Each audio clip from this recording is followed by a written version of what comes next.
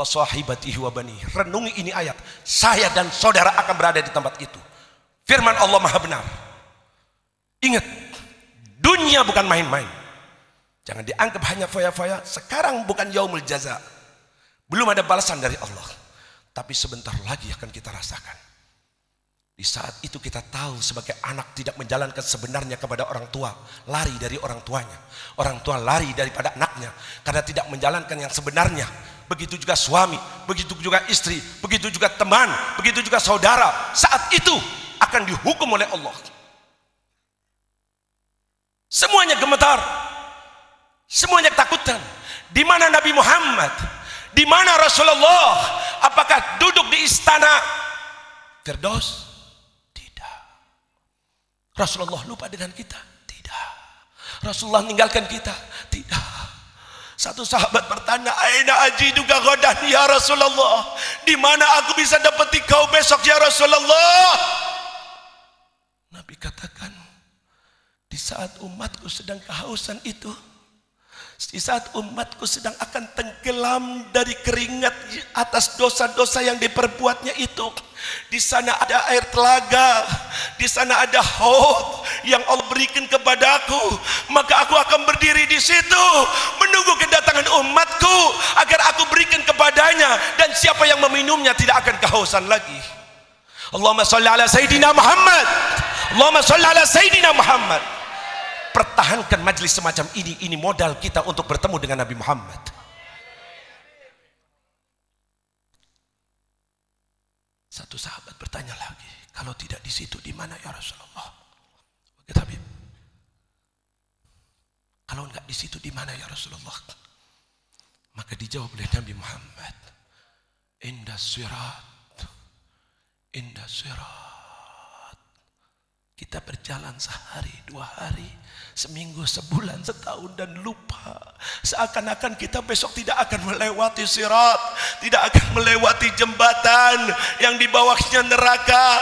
Ini yang ditangisi oleh orang-orang yang soleh, ditakuti oleh para aulia Allah. Bahkan sahabat Rasulullah menangis. Sewaktu perang Mu'tah dikumpulkan para sahabat, maka Nabi mengatakan nanti panglima perangnya yaitu Ja'far bin Abi Thalib. Kalau Ja'far meninggal diganti oleh Zaid, Zaid meninggal diganti oleh Abdullah, kalau Abdullah meninggal terserah umat Islam.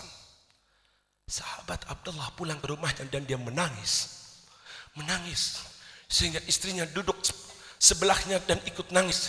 Dia bertanya kepada istrinya, "Kenapa kau menangis?" Maka istrinya mengatakan, "Karena aku tidak tahan melihat tangisanmu." Istrinya memberanikan diri, "Kau menangis kenapa wahai suamiku?" Maka dia mengatakan, "Tadi Nabi ngumpulkan kita dan mengatakan besok perang Mu'tah, jihad, pimpinannya adalah Ja'far bin Abi Thalib. Kalau Ja'far meninggal diganti oleh Zaid, kalau Zaid meninggal diganti oleh aku, kalau aku meninggal terserah umat Islam siapakah panglima perangnya." Maka aku yakin itu isyarat dari Nabi Muhammad, ketiga-tiganya akan mati syahid. Istrinya berhenti. "Lalu kenapa kau menangis? Bukankah kau mengidam-idamkan ingin mati syahid? Bukankah kau berkali-kali mengatakan sewaktu kau jihad bersama Rasulullah menginginkan mati syahid? Kenapa kali ini kau mendapatkan satu isyarat dan kau menangisinya?" Dia mengatakan, "Betul wahai istriku, itu yang aku idam-idamkan. Tapi saat ini aku teringat suatu firman Allah, di mana Allah mengingatkan kepada kita yang cukup menakutkan dan mengerikan. Ayat itu di mana besok kita akan melewati suatu sirat, jembatan. Bisakah aku selamat atau tidak? Bersama siapakah aku?" Allah menegaskan, "Wa imminkum illa wariduha kana ala rabbika hatman maqdhiya." Tidak ada satu orang pun, kata Allah, pasti.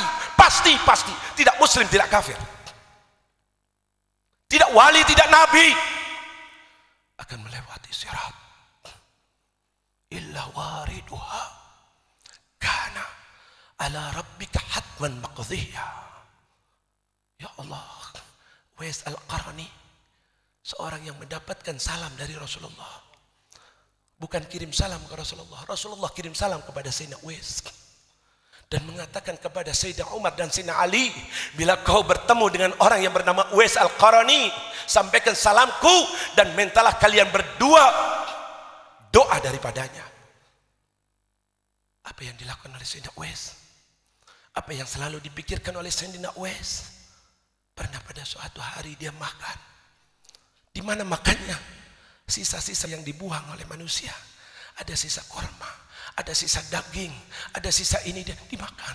Sehingga pernah makan bersama dan sebelahnya anjing. Anjing di sebelahnya. Apakah dipukulnya, diusirnya, dilemparnya? Tidak. Anjing itu menggonggong. Justru Sayyidina Uwais mengatakan, wahai anjing, makanlah kau makanan yang ada di hadapanmu. Aku akan makan makanan yang ada di hadapanku. Aku tidak akan mengatakan bahwa aku lebih mulia dari kau, wahai anjing, kecuali nanti besok di akhirat aku selamat melewati sirat, jembatan itu, mungkin aku mengatakan aku lebih mulia daripada anjing. Saat yang sangat mengkhawatirkan itu, Habibuna Muhammad mengatakan, di situ aku akan berdiri, di situ aku akan menunggu kedatangan umatku, di situ aku akan menggandengnya, di situ aku tidak akan meninggalkannya. Ya Rabb, jadikanlah Nabi Muhammad mau mengakui kita sebagai umatnya. Pertemukan kami dengan Nabi Muhammad dan Nabi Muhammad ridho kepada kami, ya Allah. Modal kita hanya itu pegangan kita. Satu sahabat bertanya lagi, ya Rasulullah, di mana? Kalau nggak di dua tempat itu. Dijawab lagi oleh Nabi yang ketiga, dan aku tidak lepas dari tiga tempat ini. Di mana ya Rasulullah? Indal hisab. Sewaktu kau sedang disidang, sewaktu nampak apa yang kau perbuat, semuanya kelihatan. Tanganmu menjadi saksi, kakimu menjadi saksi, mulutmu menjadi saksi. Kau dulu berbuat di tempat itu, kau dulu berbuat semacam itu, kau dulu mengatakan itu, semuanya kelihatan. Entah itu amal soleh ataupun maksiat. Faman ya'mal mithqala dzarratin khairan yarah wa man ya'mal mithqala dzarratin syarran. Ingat terus, jangan main-main dengan dunia. Di situ kita akan disidang. Siapa yang akan mendampingi kita? Teman kita, tangga kita, fulan, ayah, saudara? Tidak. Habibuna Muhammad, Habibuna Muhammad, Habibuna Muhammad. Justru beliau mengatakan, syafaati, syafaatku besok bukan untuk yang berdosa kecil, tidak, justru yang berlumuran dosa besar. Syafaati li ahlil kabair min ummati, yang berlumuran dosa besar itulah aku yang akan memberikan syafaatnya.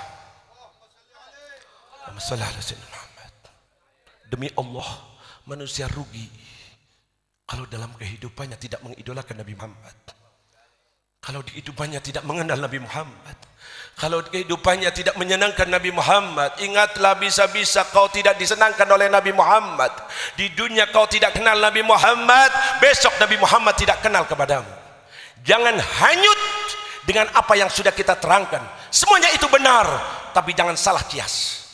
Saya umat Nabi Muhammad, berarti saya akan mendapatkan itu semua. Tidak. Kita umat Nabi Muhammad sekarang, permasalahannya, bisakah kita mempertahankan itu sampai detik-detik terakhir sehingga tidak meninggal kecuali sebagai umat Nabi Muhammad dan besok dibangkitkan sebagai umat Nabi Muhammad. Amin ya Allah. Amin ya Allah. Amin ya Allah.